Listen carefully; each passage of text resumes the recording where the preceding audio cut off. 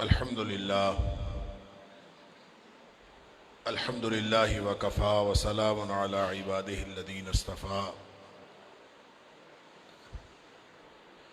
اشہد ان لا الہ الا اللہ وحدہ لا شریک لہ واشہد ان محمدا عبدہ ورسولہ صلی اللہ علیہ وآلہ وسلم۔ اللہم صلی علی محمد وعلی آل محمد کما صلیت علی ابراہیم وعلی آل ابراہیم انک حمید مجید۔ اللہم بارک علی محمد وعلی آل محمد کما بارکت علی ابراہیم وعلی آل ابراہیم انک حمید مجید۔ اما بعد، اللہ کے فضل اور اس کی توفیق سے آج 27ویں پارے کے ساتھ ہمارا قیام مکمل ہوا۔ اللہ تعالی ہم سب کی طرف سے قبول فرمائے اور قرآن حکیم کے ساتھ اللہ کریم ہم سب کو جنت الفردوس میں داخلہ عطا فرمائے۔ 27ویں پارے کی ابتدا میں سورہ الذاریات جاری ہے، اس کی 30 آیات، آیت نمبر 31 سے آیت نمبر 60 تک آج کے پارے میں شامل ہیں۔ اس کے علاوہ 6 مکمل صورتیں، سورہ الطور، سورہ النجم، سورۃ القمر، سورۃ الرحمن، سورۃ الواقعہ اور سورۃ الحدید، یہ بھی آج کے پارے میں شامل ہیں۔ یہ جو ساری صورتیں ہیں یہ مکی صورتیں ہیں، اور مکی صورتوں کا آپ کو معلوم ہے کہ مضامین ملتے جلتے ہیں۔ قیامت کا وقوع پذیر ہونا لازمی ہے، اور اس سے پہلے اپنے اعمال عقیدہ درست کر لو، ڈراوا، انذار، تنبیہ، وارننگ، یہ کامن مضامین ہیں ان صورتوں کے۔ سورہ ذاریات کا موضوع بھی یہی ہے کہ قیامت جو جزا و سزا کے لیے اس کا وقوع پذیر ہونا لازمی ہے۔ دنیا میں ظالم ظلم کر رہا ہے، جابر جبر کر رہا ہے، مظلوم ظلم سہ رہا ہے، گنہگار فراڈیے چھپے ہوئے ہیں۔ یہ سارا ماحول تقاضا کرتا ہے کہ ایک فیصلے کا دن ہونا چاہیے، اور وہ فیصلے کا دن آنے والا ہے۔ اس کے لیے پھر تاریخی جو قانون ہے جزا و سزا کا، کہ اللہ تعالیٰ دنیا میں بھی ایک جزا و سزا کا قانون نافذ کرتا ہے، جس کے نتیجے میں بعض قومیں تباہ و برباد ہو جاتی ہیں، بعض کامیاب ہو جاتی ہیں۔ تو اللہ کریم نے جن قوموں کی تباہی و بربادی کا ذکر کیا ہے اختصار کے ساتھ سورہ ذاریات میں بھی ان کا ذکر کیا ہے۔ قوم لوط کا بیان ہے، قوم آل فرعون کا بیان ہے، عاد اور سمود کی قوموں کا بیان ہے، اسی طرح قوم نوح کا بیان ہے کہ وہ جو اسی قانون جزا و سزا جو اللہ تعالیٰ کا دنیا میں جاری و ساری ہے اس کے تحت وہ تباہ و برباد ہو گئی۔ پھر آیت نمبر 47 سے 57 تک دلائل توحید ہیں اور توحید کی دعوت دی گئی ہے، اور اس میں اللہ کریم نے اس پوری کائنات کی طرف توجہ دلائی ہے۔ وَالسَّمَاءَ بَنَيْنَاهَا بِأَيْدٍ وَإِنَّا لَمُوسِعُونَ۔ یہ جو پوری کائنات ہے اس کو ہم نے اپنے ہاتھ سے بنایا ہے، اور یہ کائنات ہر وقت وسعت پذیر ہے، بڑھتی چلی جا رہی ہے۔ یعنی یہ کائنات سٹیٹک نہیں ہے، رکی ہوئی نہیں، بلکہ یہ بڑھتی جا رہی ہے۔ لہٰذا یہ تو بات اب سائنسدانوں نے بھی اپنی پوری ایفرٹس کرنے کے بعد انہوں نے بھی سمجھ لی ہے کہ یہ کائنات کی انتہا کو پہنچنا ناممکن ہے۔ وہ جہاں تک پہنچتے ہیں کائنات اس سے بھی آگے، اور اللہ تعالیٰ فرماتا ہے وَإِنَّا لَمُوسِعُونَ، ہم اس کو اور بڑھاتے چلے جائیں۔ اور کتنی بڑی کائنات ہے یہ تو اللہ ہی جانتا ہے کتنی بڑی ہے۔ اللہ جتنی بڑی ہے انسان اس تک بھی نہیں پہنچ سکا اور پہنچ سکتا بھی نہیں ہے۔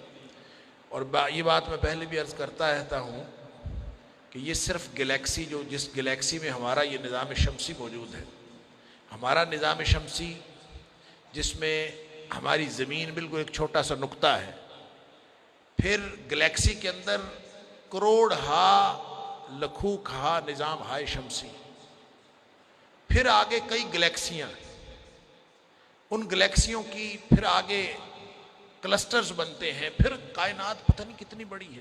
صرف وہ گلیکسی جس کو ملکی وے کہتے ہیں، ہماری گلیکسی جو ہماری کائنات ہماری دنیا جس میں ہے، ہماری زمین جس میں ہے، اس گلیکسی کو وہ چپٹی ہے، اگر اس کو ایک طرف سے دیکھیں وہ گھوم رہی ہے، اور یوں اس کی جو شکل سائنسدانوں نے دیکھی، وہ کہتے ہیں ایک سرے سے لے کر دوسرے سرے تک اس کا جو فاصلہ ہے وہ 1,00,000 نوری سال کا فاصلہ، 1,00,000 نوری سال کا فاصلہ صرف ایک گلیکسی کا، ہماری جو ملکی وے۔ اور وہ 1,00,000 نوری سال کتنے ہوتے ہیں؟ 1 سیکنڈ میں روشنی جتنا سفر طے کرتی ہے اس کو آپ 1,00,000 سے ضرب دیں تو وہ 1 سال کا بنے گا، بلکہ اس کو ضرب بھی یوں دینا شروع کرے کہ 1 سال 1 منٹ 1 سیکنڈ میں روشنی 1,86,000 میل سفر طے کرتی، اس کو 60 سے ضرب دیں تو 1 منٹ میں، پھر اس کو 60 سے ضرب دیں تو 1 گھنٹے میں، پھر آپ اس کو دن کا نکالیں، پھر اس کا ہفتے کا، مہینے کا، سال کا، اللہ اکبر، انسان کے وہم و گمان سے زیادہ، اتنی بڑی کائنات کا وہ اکیلا مالک ہے، سبحان اللہ۔ اور وہ اس کے بارے میں انسان کو شک ہوتا ہے، اور فرمایا کہ یہ کائنات کو اگر تم غور کر لو تو یہی توحید کی دعوت دینے کے لیے کافی ہے۔ فَفِرُّوا إِلَى اللَّهِ إِنِّي لَكُم مِّنْهُ نَذِيرٌ مُّبِينٌ، تم ایسے کرو کہ بھاگ کے دکھاؤ نا ذرا، کدھر جاؤ گے؟ یعنی اتنی بڑی جو ذات کبریا ہے، اور یہ بات اللہ تعالیٰ نے انی لکم منہ نذیر مبین، میں تو تمہیں ڈرانے والا ہوں، اور یہ پھر کائنات بڑھتی چلی جاتی ہے، اور وَإِنَّا لَمُوسِعُونَ، اقبال نے کہا تھا یہ کائنات ابھی ناتمام ہے، شاید کہ آ رہی ہے دمادم صدائے کن فیکون، ہر وقت بڑھتی چلی جا رہی ہے۔ یہ دراصل دعوت توحید ہے۔ پھر آگے داعی کے لیے ہدایات ہیں کہ ٹکراؤ الجھاؤ پیدا کیے بغیر نصیحت کرتے رہیے، داعی کو دعوت کا طریقہ سکھایا ہے۔ وَذَكِّرْ فَإِنَّ الذِّكْرَىٰ تَنفَعُ الْمُؤْمِنِينَ، ذکر کا معنی ہے تذکیر کرتے رہیے، نصیحت کرتے رہیے، یہ باب تفعیل سے ہے۔ باب تفعیل کا مطلب ہوتا ہے کرتے رہیے کرتے رہیے کرتے رہیے کرتے رہیے، اللہ، یعنی داعی کو اور ناصح کو نصیحت کرتے ہوئے کبھی اکتانا نہیں چاہیے۔ نوح علیہ السلام نے 950 سال تبلیغ کی، چند لوگ مسلمان، کوئی حرج نہیں، ذکر، نصیحت کرتے رہیے، فَإِنَّ الذِّكْرَىٰ تَنفَعُ الْمُؤْمِنِينَ، جس کے دل میں ایمان کی چنگاری بھی ہوگی اس کو نصیحت لازماً فائدہ دے دے گی۔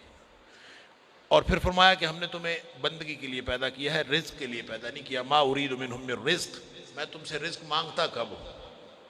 رزق تو اللہ تعالیٰ دیتا ہے، وَمَا أُرِيدُ أَن يُطْعِمُونِ، اور میں نے نہ یہ کہا کہ مجھے کھلاؤ۔ إِنَّ اللَّهَ هُوَ الرَّزَّاقُ ذُو الْقُوَّةِ الْمَتِينُ، اللہ رزاق ہے خود، وہ تو دینے والا ہے، وہ مانگتا کب ہے؟ انسان نے سمجھ رکھا ہے مجھے شاید روزی کمانے کے لیے پیدا کیا، اس نے اپنی بندگی کے لیے پیدا کیا، روزی وہ عطا فرماتا ہے۔ آگے سورہ طور ہے، سورہ طور کا بھی مرکزی موضوع بنیادی عقائد ہیں، توحید، رسالت، اور اس سے زیادہ آخرت کا موضوع، قیامت قائم ہو کر رہے گی، کفار مکہ کو تنبیہ ہے کہ عذاب واقع ہو کے رہے گا۔ آیت نمبر 1 سے 16 تک قیامت کی تکذیب کرنے والوں کو تنبیہ ہے، اور قسمیں اٹھائیں اللہ کریم نے، طور پہاڑ کی قسم، مقدس کتابوں کی قسم، خانہ کعبہ کی، آسمان کی، اور ابلتے سمندروں کی قسم، اللہ، کہ آخرت لازماً قائم ہوگی، آسمان لرز اٹھے گا، پہاڑ اڑا دیے جائیں گے، اور جہنمیوں کو دھکے مار مار کر گرایا جا رہا ہوگا جہنم میں، اللہ اکبر۔ اور وہاں کہا جائے گا کہ اب صبر کرو چاہے نہ کرو تمہارے لیے برابر ہے۔ اور پھر ایک بات وہاں کہی جائے گی کہ دنیا میں تم کہتے تھے کہ یہ نبی کریم صلی اللہ علیہ وسلم جو کچھ بتاتے ہیں یہ جادو ہے، افسحر ھذا، جب ان کو جہنم میں پھینکا جا رہا ہوگا تو اس وقت کہا جائے گا کہ دیکھو تو ذرا یہ جادو ہے، وَأَمْ أَنْتُمْ لَا تُبْصِرُونَ، یا تمہیں نظر نہیں آ رہا کہ یہ کیا ہے؟ یہ وہ حقیقتیں ہیں جو اللہ کریم نے بتائی تھی نبی کریم صلی اللہ علیہ وسلم کے ذریعے سے۔ اس کے بعد متقین کا ذکر ہے، مجرمین کے مقابلے میں قرآن کا اسلوب ہے جہاں مجرمین کا ذکر ہوتا ہے، جہنم کا منظرنامہ ساتھ جنت کی بات۔ آیت نمبر 17 سے 28 تک فرمایا جنت اور اس کی بے شمار نعمتیں، سبحان اللہ، ان المتقین فی جنات و نعیم، جو متقین ہے جنہوں نے دنیا میں زندگی ڈرتے ڈرتے گزاری، کہیں ہمارا اللہ ناراض نہ ہو جائے، ہر وقت ڈرتے رہتے تھے۔ فرمایا وہ نعمتوں والی جنت میں ہوں گے، پر لطف زندگی ان کی ہوگی، ہر طرف کھانا پینا وافر ہوگا، قطاروں میں تخت لگے ہوئے ہوں گے، موٹی آنکھوں والی حوریں ان کی ہوں گی، اور حسب خواہش پھل اور گوشت، چھلکتے جام اور چھینا جھپٹی ہوگی، جس میں نہ کوئی گناہ ہوگا نہ کوئی لغو بات ہوگی، سبحان اللہ، ایسا خوبصورت پاکیزہ ماحول ہوگا۔ اور ایک بڑی خوبصورت بات جو صرف یہاں پورے قرآن میں صرف یہاں بیان ہوئی ہے سورۃ طور میں کہ نیک آبا و اجداد کا ساتھ بھی نصیب ہوگا. والذین آمنوا واتبعتهم ذریتهم بایمان الحقنا بهم ذریتهم، کہ نیک آبا و اجداد فوت ہو گئے، اس کے بعد جو اولاد تھی وہ اتنی نیک نہیں تھی، آبا و اجداد زیادہ نیک تھے. اب جنت میں جو زیادہ نیک ہے ان کا درجہ بلند ہے اور جو کم نیک ہے ان کا درجہ نیچے ہے. اللہ تعالیٰ فرماتا ہے کہ جن لوگوں جو ایماندار اس دنیا سے گئے اور ان کے پیچھے ان کی جو اولادیں تھیں وہ بھی نیک تھیں لیکن اتنی نیک نہیں تھیں، الحقنا بہم ذریتہم، ہم ان کو جنت میں اولادوں کے ساتھ ملا دیں گے. اب ملانا کیسے ہے؟ ایک کا درجہ اوپر ہے، ایک کا درجہ نیچے ہے. اب دو ہی طریقے ہیں، یا اس کا درجہ اوپر کیا جائے یا اس کا نیچے کیا جائے. تو فرمایا کہ جس کا درجہ اوپر ہے اس کا درجہ کبھی نیچے ہو نہیں سکتا، لہٰذا اللہ تعالیٰ کم نیک اولادوں کو درجات بلند کر کے اپنے آبا و اجداد کے ساتھ ملا دے. سبحان اللہ، یہ اتنی بڑی خوشخبری ہے کہ انسان جتنا بھی گیا گزرا ہو اگر نیکی کے راستے پر چل رہا ہے تو انشاءاللہ اپنے نیک آبا و اجداد کے ساتھ اوپر والی منزلوں میں ہوگا. وما التناہم من عمل من شیء کل امرئ بما کسب رہین. ہم اگرچہ قانون یہی ہے کہ ہر شخص اپنا کیے کا بدلہ پائے گا، لیکن وہاں جو ہم ملائیں گے تو ایسے نہیں ہو سکتا کہ کسی کا ہم بدلہ کم کر دیں یا کسی کا درجہ کم کر دیں. ان کے درجے بڑھا کر ہم ان کو ان کے ساتھ ملا دیں گے. اللہ تعالی ہم سب کو اپنے نیک آبا و اجداد کے ساتھ جنت الفردوس عطا فرمائے. پھر یہاں ایک اور بات فرمائی، وَأَقْبَلَ بَعْضُهُمْ عَلَىٰ بَعْضٍ يَتَسَاءَلُونَ قَالُوا إِنَّا كُنَّا قَبْلُ فِي أَهْلِنَا مُشْفِقِينَ. یہ سب اصل میں جنت کا شوق دلانے کے لیے اور جہنم سے ڈرانے کے لیے. فرمایا وہاں جنتی آپس میں گپیں مار رہے ہوں گے، گپ شپ کر رہے ہوں گے، کہیں گے کہ یار دیکھو اِنَّا كُنَّا قَبْلُ فِي أَهْلِنَا مُشْفِقِينَ، ہم جب اپنے گھروں میں ہوتے تھے دنیا میں کتنا ڈرا کرتے تھے، ہمیں کتنا خوف آتا تھا کہیں ہم جہنم میں نہ چلے جائیں. فمن اللہ علینا ووقانا عذاب السموم، اللہ نے ہمارے اوپر کرم کیا ہے، احسان کیا ہے کہ ہمیں جہنم کے عذاب سے بچا لیا، ہر طرح کے عذاب سے اللہ نے بچا لیا. انا کنا من قبل ندعوہ انہ هو البر الرحیم. یہ اس نے اس لیے کیا ہے کہ جب ہم ڈرا کرتے تھے نا تو ہم اس سے دعائیں کیا کرتے تھے، ہم اس سے التجائیں کیا کرتے تھے. یہ دعا ایک بہت بڑی رحمت ہے اللہ کی. قرآن کہتا ہے کہ اگر تم دعائیں نہ کرو تو اللہ کو تمہاری کوئی پرواہ نہیں. قل ما یعبأ بکم ربی لولا دعاؤکم، اگر تم دعا نہیں کرو گے اللہ کو تمہاری کوئی پرواہ نہیں. تو یہاں جنتیوں کا مکالمہ ہے کہ ہم جو اللہ کو پکارتے رہے نا، انا کنا من قبل ندعوہ، ہم جب پہلے دنیا میں پکارتے تھے اللہ سے دعائیں کرتے تھے اسی سے ہم بچے ہیں. انہ هو البر الرحیم، وہ رحم کرنے والا، بڑی نیکیاں ہمارے اوپر احسان کرنے والا، اس نے احسان کیا ہمارے اوپر. اللہ تعالی ہم سب کو ان میں سے کرے. آگے آیت نمبر 29 سے 43 تک نبی اکرم صلی اللہ علیہ وسلم کے اوپر جو اعتراضات کیے جاتے تھے ان کا ذکر ہے. آپ کو کبھی شاعر کہتے تھے، کبھی کاہن کہتے تھے، کبھی مجنون کہتے تھے، اور نبی کریم صلی اللہ علیہ وسلم کو حکم دیا گیا جو مرضی یہ بکواس کرتے ہیں آپ اپنا کام جاری رکھیں، ان کو تزکیہ اور نصیحت کرتے رہیں. اور یہاں ایک بات یہ فرمائی کہ ان کی تو عقل ماری ہوئی ہے. ام یقولون شاعر نتربص به ریب المنون فذکر فما انت بنعمت ربک بکاہن ولا مجنون. یہ کبھی کہتے ہیں کاہن، کبھی کہتے ہیں مجنون. ان کی عقل ماری ہوئی ہے. کیوں؟ اس لیے کہ جو کاہن کا تصور تھا اس دور میں وہ انتہائی اعلیٰ عقل کے شخصیت کا تصور تھا. یعنی بہت جو سیانہ آدمی ہوتا تھا وہ کاہن ہوتا تھا، بہت زیرک. اور جو مجنون ہے وہ بالکل دیوانہ ہوتا تھا. تو اللہ کریم نے یہاں فرمایا کہ یہ بدبخت جو نبی کریم صلی اللہ علیہ وسلم کی شان میں ہرزہ سرائی کرتے ہیں، کبھی کاہن کہتے ہیں کبھی مجنون کہتے ہیں. تو ان بدبختوں کو یہ نہیں پتا کہ یہ دو انتہائیں اپنے آپ کی اپنی گفتگو میں تضاد ہے. اگر نبی اکرم صلی اللہ علیہ وسلم کو تم بہت زیرک سمجھتے ہو تو پھر مجنون کیسے کہتے ہو؟ اگر مجنون کہتے ہو تو پھر کاہن کیسے کہتے ہو؟ تو تمہاری تو اپنی خود تردیدی کا شکار تم ہو گئے ہو، متضاد باتیں کرتے ہو. گویا مشرکین کے موقف کا کھوکھلا پن وہ خود سے ظاہر ہو گیا. پھر آگے قرآن نے کچھ سوال کیے ہیں. بتاؤ کہ تم بغیر خالق کے پیدا ہو گئے ہو؟ آخر کسی نے پیدا کیا ہے نا، کون ہے تمہارا پیدا کرنے؟ پھر یہ بھی سوال ہے کہ یہ اپنے آپ کو خود تخلیق کیا تو نے؟ جب نہیں خود اپنے آپ کو تخلیق کیا تو کوئی خالق تو ہے نا، اور خالق کا حق ہے کہ اس کی بندگی کی جائے. پھر ایک سوال یہ ہے کہ تمہارے پاس کوئی رب کے خزانے آ گئے. یہ بھی سوال ہے کہ یہ بتاؤ کہ تمہارے پاس کوئی سیڑھی ہے جس پر چڑھ کر تم نے آسمانوں پہ کوئی چیز دیکھ لی ہے.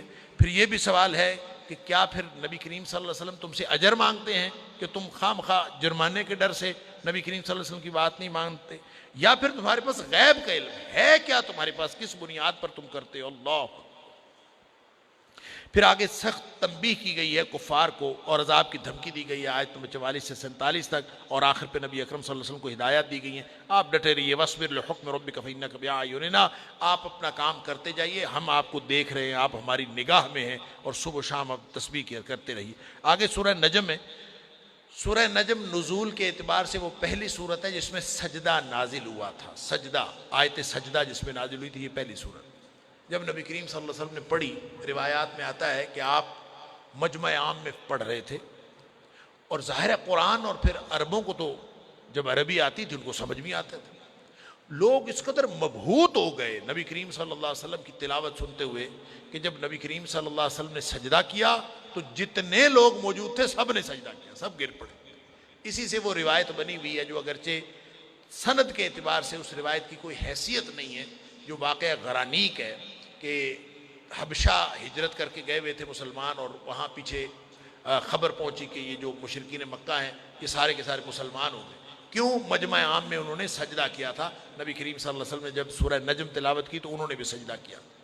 اس سے جو ہے آگے ایک من گھڑت بات ہے جو بعض سیرت کی کتابیں موجود ہے کہ انہوں نے پھر ایک بات خود سے بنا لی، جب مشہور ہو گیا کہ ان لوگوں نے اسلام قبول کیا تو انہوں نے اپنا بہانہ بنانے کے لیے کہ جناب ہم نے کیوں سجدہ کیا، تو وہ انہوں نے کہا جی نبی کریم صلی اللہ علیہ وسلم نے نعوذ باللہ من ذالک غرانیق کا تذکرہ کیا تھا۔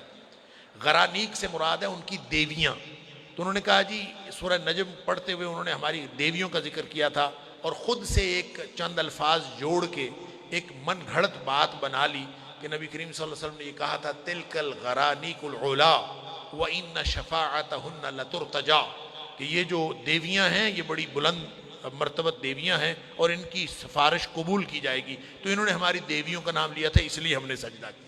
یہ یعنی اپنی خفگی مٹانے کے لیے، شرمندگی مٹانے کے لیے انہوں نے یہ بکواس کی۔ بہرحال اس واقعے کی چونکہ استنادی حیثیت کوئی نہیں ہے، لیکن اس کو لے کر پھر مستشرقین نے بہت بکواس کی ہے اور بہت سارے لوگوں نے اس کے اوپر باتیں کی ہیں، حالانکہ یہ بات حقیقت ہے، یہ بخاری شریف کے اندر ہے کہ نبی کریم صلی اللہ علیہ وسلم نے جب یہ مجمع عام میں تلاوت فرمائی تو لوگوں نے سب نے سجدہ کیا، لیکن باقی جو اس کی تفصیلات ہیں وہ اس کی استنادی حیثیت کوئی نہیں۔ البتہ اس میں کفار مکہ کو ڈانٹ پلائی گئی ہے کہ نبی اکرم صلی اللہ علیہ وسلم کے ساتھ اور ان کی دعوت کے ساتھ تمہارا رویہ غلط ہے، باز آ جاؤ یا ایمان لے آؤ، وگرنہ قیامت والے دن بہت قریب ہے، قیامت والا دن، اور اس دن کوئی کسی کا بوجھ نہیں اٹھائے گا۔ آیت نمبر 1 سے 18 تک نبی کریم صلی اللہ علیہ وسلم کی نبوت کی تصدیق کی گئی ہے، واقعہ معراج کی تصدیق کی گئی ہے، اور نبی اکرم صلی اللہ علیہ وسلم کی جو دلچسپی اور دل جمعی اور توجہ ہے اس کی تعریف کی گئی ہے آپ نبی پاک صلی اللہ علیہ وسلم کے پورے معاملات کی۔ آگے آیت نمبر 19 سے 28 تک مشرکین مکہ پر سخت تنقید کی گئی ہے، ان کا جہالت پر مبنی نقطہ نظر ہے، ان کا جو مبلغ علم ہے ذالک مبلغہم من العلم، گمان، پریشان خیالی اور دنیا طلبی، اس کے علاوہ کچھ بھی نہیں ہے۔ ان الظن لا یغنی من الحق شیئا، ایک تو خود گمان کر لیتے ہیں اس کے مطابق اس کو عقیدہ بنا کے پیش کر دیتے ہیں، اور دوسرا پریشان خیالی ہے، اور تیسری بات دنیا طلبی ہے، بس ہر وقت ان کے دل میں دنیا کا خیال آتا رہتا ہے، یہی ان کا عقیدہ ہے۔ پھر نبی کریم صلی اللہ علیہ وسلم کو ہدایات دی گئی ہیں آیت نمبر 29 سے 35 تک کہ آپ جو ہے ان سے اعراض کیجئے اور آپ اپنا کام جاری رکھیے، اور ایک بات جو آیت نمبر 32 میں سورہ نجم کی آیت نمبر 32 میں فرمائی ہے، یہی بات سورہ نساء کی آیت نمبر 31 میں پڑھائے ہیں، اور یہ بھی مومنوں کے لیے ایک بہت بڑی خوشخبری کی بات ہے۔ وہ بات یہ ہے کہ الذین یجتنبون کبائر الاثم والفواحش الا اللمم ان ربک واسع المغفرہ، کہ جو اہل ایمان ہوتے ہیں وہ بڑے گناہوں سے اور بے حیائیوں سے بچتے ہیں، البتہ چھوٹی چھوٹی کوئی ان سے غلطیاں ہو جاتی ہیں تو اللہ تعالیٰ ان کو معاف کر دیتا ہے۔ یہی بات سورہ نساء میں فرمائی تھی، ان تجتنبوا کبائر ما تنہون عنہ نکفر عنکم سیئاتکم، بڑے گناہوں سے تم بچ جاؤ، چھوٹے گناہ ہم ویسے ہی معاف کر دیں۔ یہ خوشخبری ہے ہم سب کے لیے، اللہ تعالیٰ ہم سب کو نیکیاں کرنے کی توفیق عطا فرمائے۔ آیت نمبر 36 سے 55 تک ابراہیم علیہ السلام کے صحیفے اور موسیٰ علیہ السلام کا صحیفہ یعنی تورات کی تعلیمات کا خلاصہ پیش کیا گیا ہے، کوئی شخص کسی دوسرے کا بوجھ نہیں اٹھائے گا، لا تازر وازرۃ وزر اخری، کوئی کسی کا بوجھ نہیں اٹھائے گا، اور انسان کے لیے وہی کچھ ہے جس کی اس نے کوشش کی، وَلَيْسَ لِلْإِنسَانِ إِلَّا مَا سَعَىٰ وَأَنَّ سَعْيَهُ سَوْفَ يُرَىٰ، وہ اپنی کوشش کا بدلہ ان قریب دیکھ لے گا۔ اس کا مطلب پتہ ہے کیا ہے؟ اس کا مطلب یہ ہے کہ انسان منزل مقصود پر پہنچا کہ نہیں پہنچا، ٹارگٹ اچیو کیا ہے کہ نہیں کیا، یہ نہیں گنا جانا۔ گنا صرف یہ جانا ہے، دیکھا یہ جانا ہے کہ اس نے کوشش کس بات کی، جس بات کی کوشش اس نے کی اس کو اس کا پورا بدلہ دے دیا جائے۔ آپ پوری دنیا پہ اسلام نافذ کرنے کی کوشش کرتے ہیں، آپ کبھی بھی نہ کر سکیں، کوئی حرج نہیں۔ اسلام نافذ ہونا ہے کہ نہیں ہو یہ اللہ کا کام ہے۔ آپ کوئی چھوٹا سا ٹارگٹ بناتے ہیں، اس کو اکمپلش کر لیتے ہیں یا نہیں کرتے، یہ آپ کا کام نہیں ہے۔ یہ گویا اللہ کے ہمیں دیے ہوئے نظام کی خوبصورتی ہے، جس نظام امتحان میں ہم سب مبتلا ہیں، اس نظام امتحان کی خوبصورتی ہے، اور انسانیت پر اللہ کا احسان ہے کہ اللہ نے منزل مقصود پر پہنچنا ہمارے ذمے نہیں رکھا، وہ اس نے اپنے ہاتھ میں رکھا، ہمارے ذمے صرف کوشش رکھی۔ لہذا پریشانی کی تو بات ہی کوئی نہیں۔ آپ کوئی کام کرنا چاہتے ہیں وہ نہیں ہوتا تو مومن کو کبھی پریشانی نہیں ہوتی۔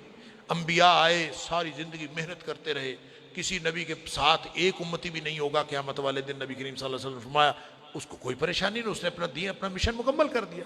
آپ کی فالوئنگ ہو تو بھی ٹھیک ہے، نہ ہو تو پھر بھی ٹھیک ہے۔ یدخلون فی دین اللہ افواجا، اگر فوجیں کی فوجیں پیچھے آ جائیں تو بھی ٹھیک ہے، حکومت قائم ہو جائے تو بھی ٹھیک ہے، نہیں قائم کیوں؟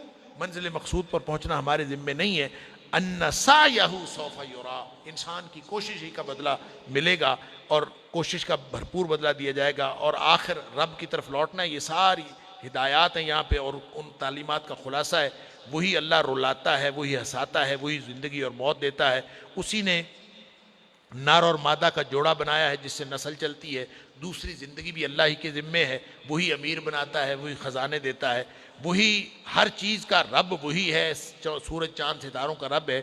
جتنی اقوام تباہ و برباد ہوئیں ان کو اسی نے تباہ و برباد کیا ہے، گویا ہلاک کرنے کی طاقت بھی اسی کے پاس ہے۔ لہذا فرمایا کہ یہ ساری تعلیمات جو سابقہ انبیاء کی تھی وہی قرآن کی تعلیمات کا خلاصہ ہے۔ تو تمہیں تو چاہیے تھا کہ قرآنی تعلیمات اور قرآنی تنبیہ کے اوپر کان دھرتے، اور قیامت قریب ہے اس سے ڈرتے، تمہیں ڈرنا چاہیے تھا، اور تم مذاق اڑاتے ہو، تمہیں رونا چاہیے تھا، تم ہنستے ہو۔ اللہ اکبر۔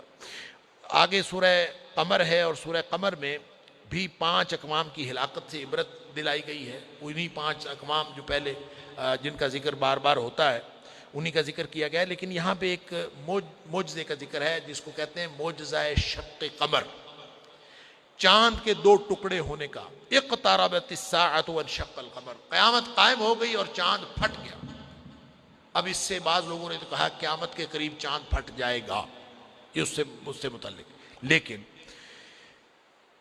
نبی کریم صلی اللہ علیہ وسلم کی ہجرت سے 5 سال قبل مدینہ مکہ مکرمہ میں واقع ہوا۔ بخاری شریف کے اندر، مسلم شریف کے اندر، ترمذی شریف کے اندر، مسند احمد کے اندر اور مستدرک حاکم کے اندر متواتر روایات ہیں کہ نبی کریم صلی اللہ علیہ وسلم سے مطالبہ کیا تھا مشرکین مکہ نے کہ آپ معجزہ دکھائیں، چاند کو 2 ٹکڑے کر کے دکھائیں، اور نبی اکرم صلی اللہ علیہ وسلم نے یوں چاند کو اپنی انگلی سے اشارہ کیا، چاند 2 ٹکڑے ہو۔ جبل نور جو جہاں غار حرا ہے اس سے ایک چاند کا ٹکڑا ادھر ہو گیا، ایک ادھر ہو گیا، سارے مکے والے نے دیکھا، اللہ! اور یہ چاند پھٹا اور پھٹ کے پھر جڑ گیا، گویا یہ دلیل تھی کہ اسی طرح اللہ تعالیٰ قیامت والے دن پوری کائنات تباہ و برباد کرے گا اور پھر اس کو زندہ کرے گا، اور یہ آخرت کے لیے ایک دلیل تھی۔ اللہ تعالیٰ نے اس کا ذکر کیا، اقتربت الساعۃ وانشق القمر۔ اور اس کا جو مرکزی موضوع ہے وہ یہ کہ کفار کی جتنی بھی اتحادی قوت ہے یہ بالآخر شکست کھائے گی۔ ام یقولون نحن جمیع منتصر سیہزم الجمع ویولون الدبر، یعنی پچھلی قوموں کی تباہی و بربادی کا ذکر کر کے پھر اللہ تعالیٰ ایک سوال کرتا ہے، اکفارکم خیر من اولئکم ام لکم براۃ فی الزبر۔ قوم نوح برباد ہو گئی، قوم عاد برباد ہو گئی، قوم ثمود برباد ہو گئی، قوم لوط برباد ہو گئی، کس وجہ سے؟ اس لیے کہ انہوں نے نبیوں کی نافرمانی کی۔ تم بتاؤ مشرکین مکہ، تمہارے کافر کوئی اور ہیں؟ تمہارے کافر کو بہتر ہے ان کافروں سے؟ अकुफ्फारुकुम खैर, तुम्हारे काफिर बेहतर है उनसे, यानी इनको कुछ नहीं होगा। क्या गारंटी ली हुई है? अम लकुम बराअतुन फी ज़ुबुर, या फिर कोई किसी सहीफे में तुम्हारी अल्लाह ताला ने गारंटी नाजिल कर दिया कि तुम्हें प्रोटेक्शन है, तहफ़्फ़ुज़ है, तुम्हें कुछ नहीं होना। किस बुनियाद पर तुम नबी करीम सल्लल्लाहु अलैहि वसल्लम की मुखालफत कर रहे हो? और फिर फरमाया कि अम यक़ूलून नहनु जमीउन मुंतसिर, अगर तुम्हारा ये ख्याल है ना कि हम अलाइड फोर्स हैं, हम सारे इकट्ठे हैं, हमारी कुव्वत मुज्तमे है, हम सारे इकट्ठे हैं, सारी कौमें इकट्ठे हैं। फरमाया सयुहज़मुल जमअ व युवल्लून अद्दुबुर, अनकरीब सारी की सारी अलाइड फोर्सेस ये इकट्ठे लश्कर शिकस्त खा जाएंगे और ये पीठ फेर के भाग जाएंगे। यही वो आयत थी जो नबी करीम सल्लल्लाहु अलैहि वसल्लम ग़ज़वा बदर के मौके पर तिलावत फरमा रहे थे। ग़ज़वा बदर के मौके पर नबी करीम सल्लल्लाहु अलैहि वसल्लम सारी रात दुआ करते रहे अरीश पे, अल्लाह ये छोटा सा ये गिरोह आज अगर हिलाक हो गया, तेरी बंदगी करने वाला कोई नहीं होगा। अल्लाह, नबी करीम सल्लल्लाहु अलैहि वसल्लम ने दुआएं की, अल्लाह ताला ने नबी करीम सल्लल्लाहु अलैहि वसल्लम की दुआ कबूल फरमाई। आप अरीश से नीचे उतरे, आप ये तिलावत फरमा रहे थे सयुहज़मुल जमअ व युवल्लून अद्दुबुर, अनकरीब ये जो सारी की सारी फौजें शिकस्त खा जाएंगी और ये पीठ फेर के भाग जाएंगी। और फिर अल्लाह ताला ने वही दिखाया, गोया नबी करीम सल्लल्लाहु अलैहि वसल्लम को बिशारत हो गई थी। आगे सूरह ar-रहमान है, सूरह ar-रहमान के इसमें वैसे तो नेमतें, सूरह ar-रहमान में नेमतों का जिक्र, लेकिन 3 हिस्से हैं। जब भी सूरह ar-रहमान पढ़ें, ये बड़ी माशाअल्लाह पूरा कुरान ही खूबसूरत है, लेकिन जो खूबसूरती कुर्रा की तिलावत के एतबार से सूरह ar-रहमान के अंदर है, हर कारी इसको पढ़ना पसंद करता है, इसकी तिलावत पसंद करता है। फिर फ़बिअय्यि आलाइ रब्बिकुमा तुकज़्ज़िबान की जो तकरार है, सुबहान अल्लाह, वो भी बहुत ही खूबसूरत समा बांधती है। लेकिन इसको यूँ समझा करें कि इसमें 3 किस्म का 3 मज़ामीन, 3 हिस्से हैं। पहला हिस्सा ये है कि अल्लाह ताला ने मज़ाहिर फितरत, कुदरत की निशानियाँ और दुनियावी नेमतों का जिक्र किया। ये आयत नंबर 1 से 28 तक, और इसका इख्तिताम होता है कुल्लु मन अलैहा फ़ान। ये दुनिया की जितनी नेमतें हैं, सुभान अल्लाह, खलक़ल इंसान अल्लमहुल बयान अश-शम्सु वल क़मरु बिहुस्बान वन नज्मु वश-शजरु यसजुदान वस्समा रफ़अहा व वदअल मीज़ान। पूरी जो आफ़ाक़ व अनफुस की नेमतें हैं, कुरान से लेकर आसमान ज़मीन सब इसमें ज़िक्र किया है। खलक़ल इंसान मिन सलसालिन कल फ़ख़्ख़ार व खलक़ल जान, ये सारी नेमतों का जिक्र करके फरमाया कुल्लु मन अलैहा फ़ान, ये सारी तबाह बर्बाद हो जाएगी, फना हो जाएगी। व यबक़ा वजहु रब्बिका ज़ुल जलालि वल इकराम, अकेली एक अल्लाह की ज़ात बाकी रह जाएगी। फिर जो दूसरा हिस्सा है, इसमें क़यामत और मुजरिमीन का जिक्र है। अल्लाह, आयत नंबर 29 से 45 तक, और उसमें डराया गया है अजाब से, और फरमाया कि युअरफ़ुल मुजरिमून बिसीमाहुम व फ़युख़ज़ु बिन नवासी वल अक़दाम। अल्लाह अकबर। क़यामत वाले दिन ऐसे हर एक से पूछा नहीं जाएगा, बता तू गुनाहगार है कि नहीं। फ़यौमइज़िन ला युसअलु अन ज़म्बिही इंसुन वला जान, ना किसी जिन्न से ना किसी इंसान से पूछा नहीं जाएगा, बता तू गुनाहगार है कि नहीं, तू ऐसा है कि नहीं। नहीं, ये ठप्पे सारे पहले ही लगे हुए हों। हर शख्स दूर से पता चल जाएगा ये मुजरिम है, और मुजरिमों के गोया चेहरे पर निशान हो। फरमाया युअरफ़ुल मुजरिमूना बिसीमाहुम, मुजरिम जो है वो शक्ल से पहचाने जाएगा मुजरिम। अल्लाह अकबर, कोई ऐसी शक्लें होंगी उनकी, दूर से पता चल जाएगा। फ़युख़ज़ु बिन नवासी वल अक़दाम, फिर उनके जो बांधे हुए होंगे उनको, उनके पाँव और उनके ये माथे के पेशानी के बाल, इनको आपस में बांधा हुआ होगा। बाज़ ने इसकी तफसीर ये की है कि ये कब्र के अजाब का जिक्र है। कब्र में जब कोई शख्स जाता है तो फरिश्ते शक्ल देख के इस पहचान जाते हैं कि मुजरिम है कि मोमिन। अब इसका मतलब ये हुआ कि इंसान जितना भी ख़ताकार हो, सारे इंसान ख़ताकार है। कुल्लु बनी आदम ख़त्ताउन व खैरुल ख़त्ताइन अत-तव्वाबून, सारे इंसान ख़ताकार है, लेकिन कम अज़ कम शक्ल तो मोमिनों वाली बना ले, शक्ल तो मुजरिम वाली ना हो, कम अज़ कम देखने से तो कोई ना पकड़े। अल्लाह, शक्ल तो नबी करीम सल्लल्लाहु अलैहि वसल्लम वाली हो कि देखने से बंदा नबी करीम सल्लल्लाहु अलैहि वसल्लम का उम्मती लगे, और जो शक्ल से ही पहचाना गया कि ये तो मुजरिम है, जितनी मर्जी मिन्नतें करा, ये तो बाद की बात है, साबित हो कि मुजरिम है कि नहीं। लिहाजा शक्ल नबी करीम, गोया कुरान का ये बयान बताता है कि शक्ल भी बड़ी अहम है, जो ज़ाहिरी रूप है वो बहुत अहम है, और वो سنت کے مطابق بنانا چاہیے. اور اس لیے یہ بار بار ان نعمتوں کا ذکر کر کے اللہ تعالیٰ پوچھتا ہے فَبِأَيِّ آلَاءِ رَبِّكُمَا تُكَذِّبَانِ، بتاؤ جنوں اور انسانوں اللہ کی کس کس نعمت کو جھٹلاؤ گے. اللہ اکبر. اور پھر تیسرے حصے میں جو آیت نمبر 46 سے آیت نمبر 77 تک ہے، آیت نمبر 78 ذرا الگ ہے، آیت نمبر 77 تک اخروی نعمتوں کا ذکر ہے، جنت کی نعمتوں کا ذکر ہے. سبحان اللہ. وَلِمَنْ خَافَ مَقَامَ رَبِّهِ جَنَّتَانِ، کہ جو اللہ کے سامنے کھڑا ہونے سے ڈر گیا اس کے لیے 2 باغ ہیں. پھر اس 2 باغوں کی تفصیلات ہیں، حوروں کی تفصیلات ہیں، باغات ہیں، چشمے ہیں، حوریں ہیں، عالی شان محلات ہیں. سبحان اللہ. اور پھر آخر پہ یہ جو آیت ہے نا تبارک اسم ربک ذی الجلال والاکرام، کہ تیرے رب بڑی بابرکت ذات ہے تیرے رب کی، جو جلال والا بھی ہے اور اکرام والا بھی. چونکہ ذکر 2 قسم کے انجام کا ہوا، نعمتوں کا بھی ہوا، مجرموں کا بھی ذکر ہوا، تو اللہ ذوالجلال ہے مجرموں کے لیے، مجرموں کے لیے وہ جلال والا ہے، اور جو نیک متقین پرہیزگار ہیں ان کے لیے وہ اکرام والا ہے، وہ بڑی عزت اور اکرام کرے گا. اللہ تعالی ہم سب کو متقی بنائے. آگے سورہ واقعہ ہے. سورہ واقعہ بھی بڑی دل دہلان دینے والی صورت ہے. اللہ اکبر. نبی اکرم صلی اللہ علیہ وسلم نے جن صورتوں کی تفصیل میں کہا تھا کہ ان صورتوں نے مجھے بوڑھا کر دیا ہے، ان میں سورہ واقعہ بھی شامل ہے.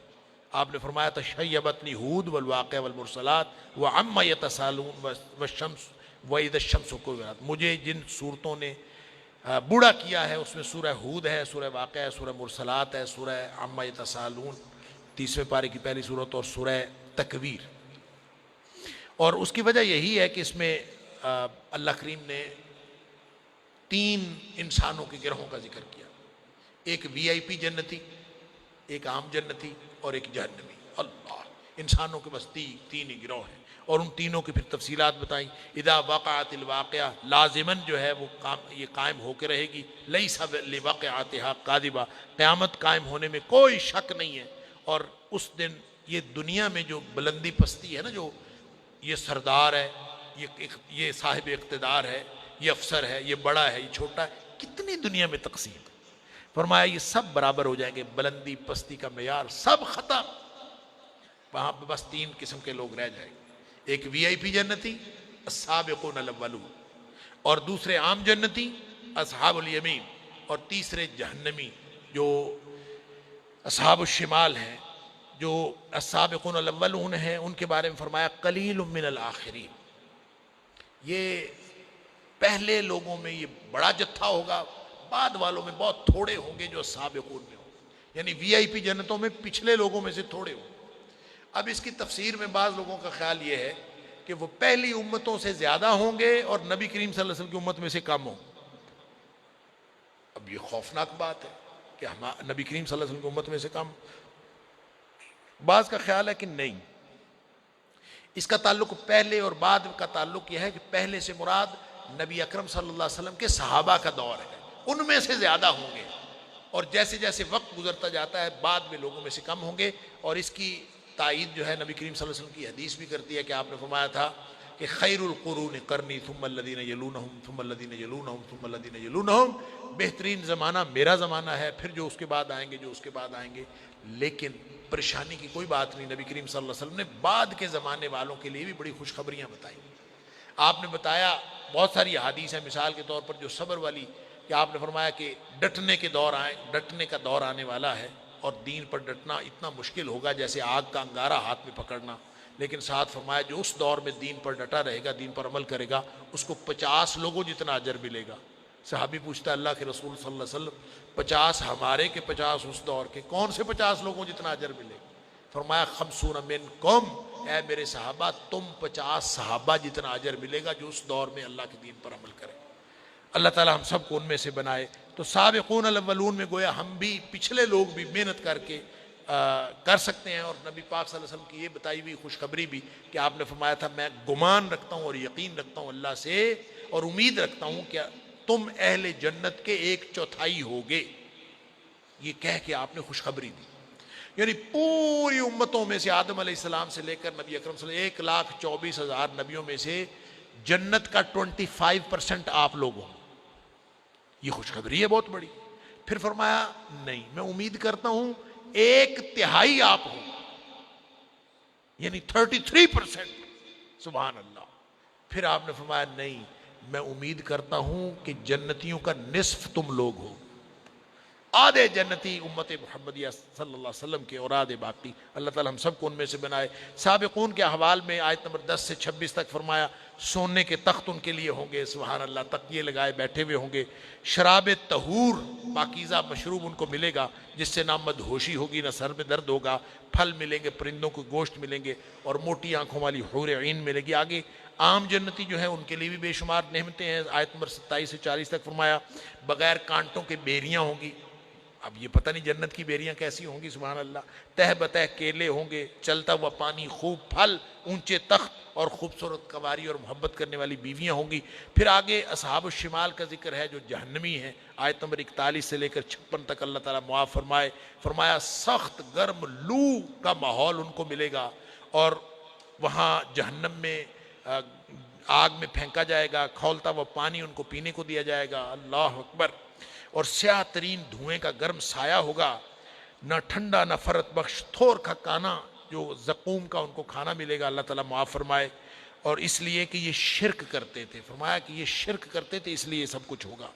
آگے آیت نمبر 57 سے 74 تک دلائل توحید اور دلائل آخرت ہے. انسان کی تخلیق کا ذکر ہے کہ بتاؤ تم خود پیدا ہوئے ہو. اللہ تعالیٰ ذکر فرماتا ہے کہ حقیر قطرہ آب سے جو ٹپکتا ہے باپ کی صلب سے رحم مادر میں، اس سے تم پیدا ہوئے ہو. بتاؤ تو صحیح اس سے پیدا کرنے کا اختیار کس کے پاس ہے؟ آپ خود پیدا ہوئے ہو یا کسی نے پیدا کیا؟ سوال ہے. اس سے توحید کی دلیل ہے. پھر یہ کہ جو فصلیں تم اگاتے ہو، تم تو بیج زمین میں پھینک کے آ جاتے ہو، اس کو کون اگاتا ہے؟ تم خود اگاتے ہو؟ زمین میں بیج پھینک کے آ جاتے ہو، اس کو امپل بنتی ہے، درخت بنتا ہے، پودا بنتا ہے، کون اگاتا ہو؟ سوال ہے، دلیل ہے توحید کی. پھر یہ کہ پانی جو آسمان سے نازل ہوتا ہے، یہ آسمان سے پانی تم لے کے آتے ہو؟ اللہ تعالیٰ نازل کرتا ہے. پھر اسی طرح سوال ہے کہ آگ جو سلگاتے ہو، یہ چاہے دیا سلائی سے جلے، چاہے چکماک کے درخت سے جلے، چاہے پتھر کو پتھر پہ مارنے سے جلے، آگ جو جلتی ہے جس سے تم کھانا پکاتے ہو، تمہارے سارے نظام زندگی چلتا ہے، یہ بتاؤ کہ یہ آگ کا سلگانا یہ کوئی تمہارے اندر صلاحیت ہے جو تم آگ سلگا لیتے ہو، یا کوئی کرنے والا ہے جو اس آگ کے اندر یہ صلاحیت رکھتا ہے؟ سبحان اللہ. یہ ساری کی ساری افرأیتم النار التی تورون اانتم انشأتم شجرتها ام نحن المنشئون، یہ تم کرتے ہو یا ہم کرتے ہیں؟ یہ اللہ تعالیٰ کرتا ہے. یہ دلائل توحید ہے. آگے قرآن کا تعارف ہے آیت نمبر 75 سے 82 تک. فرمانا قرآن سے جو بے اعتنائی کرنے والے ہیں ان کو تنبیہ ہے، اور پھر خاص طور پر موت کے وقت کی بے بسی کا ذکر ہے. فلولا اذا بلغت الحلقوم، جب یہ موت، یہ جان نکلتے نکلتے یہاں پہنچ جائے گی. اللہ اکبر. اور فرمایا کہ تم سب ان کے گرد، مردہ جب جا رہا ہوتا ہے تو لوگ ارد گرد کھڑے ہوتے ہیں. وَأَنْتُمْ حِينَئِذٍ تَنْظُرُونَ، ارد گرد تم کھڑے دیکھ رہے ہوتے ہو. وَنَحْنُ أَقْرَبُ إِلَيْهِ مِنْكُمْ وَلَٰكِن لَا تُبْصِرُونَ. فرمایا ہم تم سے زیادہ اس کے قریب ہوتے ہیں لیکن تمہیں نظر نہیں آ رہا ہوتا. سبحان اللہ. اب اس وقت اللہ تعالیٰ فرماتا ہے فَلَوْلَا إِن كُنْتُمْ غَيْرَ مَدِينِينَ. بتاؤ اگر آخرت کوئی نہیں، اگر قیامت کوئی نہیں، اگر تمہیں بدلہ نہیں دیا جانا تمہارے اعمال کا، اگر کوئی نظام نہیں ہے بس یہاں پہ، تو اس کو واپس لا کے دکھاؤ. دنیا کے ڈاکٹر حکیم سارے اکٹھے ہو جاؤ. ترجعونہا ان کنتم صادقین، اگر سچے ہو تو اس کو واپس لا کے دکھاؤ. اللہ. اس کے بعد سورہ حدید ہے، آج کے پارے کی آخری صورت. یہ مسبحات میں سے ہے. مسبحات ان صورتوں کو کہتے ہیں جس کے شروع میں سبحا یا یسبحو کے الفاظ آتے ہیں. حدیث میں آتا ہے نبی کریم صلی اللہ علیہ وسلم اکثر ان مسبحات کو تلاوت کرتے تھے رات کو. سورہ حدید، سورہ حشر، سورہ صف، سورہ جمعہ اور سورہ تغابن، یہ 5 صورتیں ہیں، ان کو مسبحات کہتے ہیں. اس میں سے سب سے پہلی صورت ہے، اور اس میں ایک آیت ایسی ہے، آیت نمبر 3، هو الاول والآخر والظاہر والباطن وهو بكل شيء علیم. اللہ. صفات ہیں اللہ کی. هو الاول والآخر، وہی اول ہے وہی آخر ہے، والظاہر والباطن، سب ظاہر باطن وہی ہے، وَهُوَ بِكُلِّ شَيْءٍ عَلِيمٌ، ہر چیز کو جاننے والا وہ ہے. نبی اکرم صلی اللہ علیہ وسلم نے فرمایا یہ ایک آیت 1000 آیتوں سے بہتر. سبحان اللہ. اس کا مرکزی مضمون یہ ہے کہ عدل و انصاف پر مبنی ایک نظام حکومت قائم ہونا چاہیے، اور اس کے لیے بنیاد عقیدہ توحید ہے، اور نظام چلانے کے لیے فرمایا ہم نے لوہا نازل کیا ہے.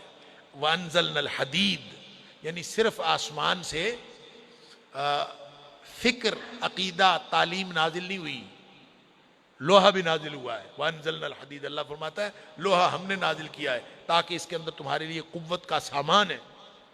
وہ کسی شاعر کا شعر ہے، وہ کہتا ہے 4 کتاباں عرشوں آئیاں، پنجواں آیا ڈنڈا، تے ڈنڈے باجوں بجدا نہیں بے دینہ دا کنڈا. تو بے دینوں کو قابو رکھنے کے لیے، اور یہ نظام حکومت قائم نہیں ہوتا اس کے بغیر، اور نظام حکومت قائم کرنے کے لیے اس کے لیے جو ریڑھ کی ہڈی ہے وہ انفاق فی سبیل اللہ ہے. لہٰذا اس میں انفاق فی سبیل اللہ کی 3 اسلوب اختیار کیے گئے ہیں. بہت ہی کمپریہنسو تعلیم ہے انفاق فی سبیل اللہ کی اس صورت کے اندر خاص طور پر، اور اس کے 3 اسلوب ہیں. ایک ہے ترغیب کہ دیا کرو، من ذا الذی یقرض اللہ قرضا حسنا، صرف ترغیب دلانی، رغبت دلانی، شوق دلانا کہ کون ہے جو اللہ کو اچھا قرض دے، پھر اللہ اس کو بڑھا چڑھا کر واپس کرے. پھر ایک یہ ہے تاکید کا اسلوب کہ آمنوا باللہ ورسولہ وانفقوا مما جعلکم مستخلفین فیہ، کہ اللہ پر ایمان لاؤ اور خرچ کرو جس کا ہم نے تمہیں مالک بنایا ہے، اس میں سے خرچ کیا کرو، تاکید. اور پھر ترہیب کا موضوع بھی ہے، ترہیب کا اسلوب، ترہیب کہتے ہیں ڈراوے کو.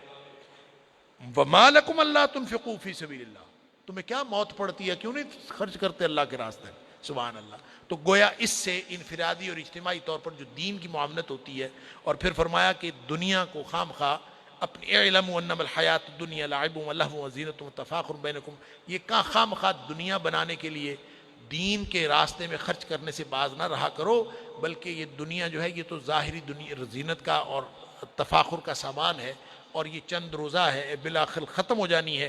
سابقوا الی مغفرۃ من اللہ، الی مغفرۃ من ربکم وجنۃ عرضھا کعرض السماء والارض، اس جنت کی طرف دوڑو، اس کے لیے مقابلہ ایک دوسرے سے کرو جس جنت کی چوڑائی جو ہے زمین و آسمان کے برابر ہے، لمبائی کتنی ہے وہ اللہ ہی جانتا ہے. تو وہی نظام زندگی چلا رہا ہے. وَأَنزَلْنَا الْحَدِيدَ فِيهِ بَأْسٌ شَدِيدٌ وَمَنَافِعُ لِلنَّاسِ وَلِيَعْلَمَ اللَّهُ مَن يَنصُرُهُ وَرُسُلُهُ بِالْغَيْبِ. یہ پورا نظام چلانے کے لیے اللہ نے لوہا نازل کیا ہے. اور آخر میں ایک بات رہبانیت کی بات فرمائی ہے کہ یہ جو ترک دنیا ہے نا، اللہ نے پوری تگ و تاز والا دین عطا فرمایا. معاشرے میں رہنا ہے، معاشرے میں اللہ کے دین کو نافذ کرنا ہے. کوئی شخص اگر کسی غار میں جا کے پناہ لے لے تو یہ تو آسان ہی بڑا ہے کہ کوئی شخص کسی غار میں جا کے بیٹھ جائے. اس کو کہتے ہیں رہبانیت. یہ ایجاد کی تھی عیسائیوں نے. قرآن یہاں پہ کہتا ہے وَرَهْبَانِيَةً ابْتَدَعُوهَا، انہوں نے خود یہ رہبانیت جو ہے وہ یعنی عیسائیوں نے خود اس کو، اللہ نے نہیں کہا تھا کہ ترک دنیا اختیار کرو، انہوں نے خود اختیار کیا تھا. فما رعوها حق رعایتها، خود اختیار کر کے پھر اس کا بھی حق پورا نہیں کیا.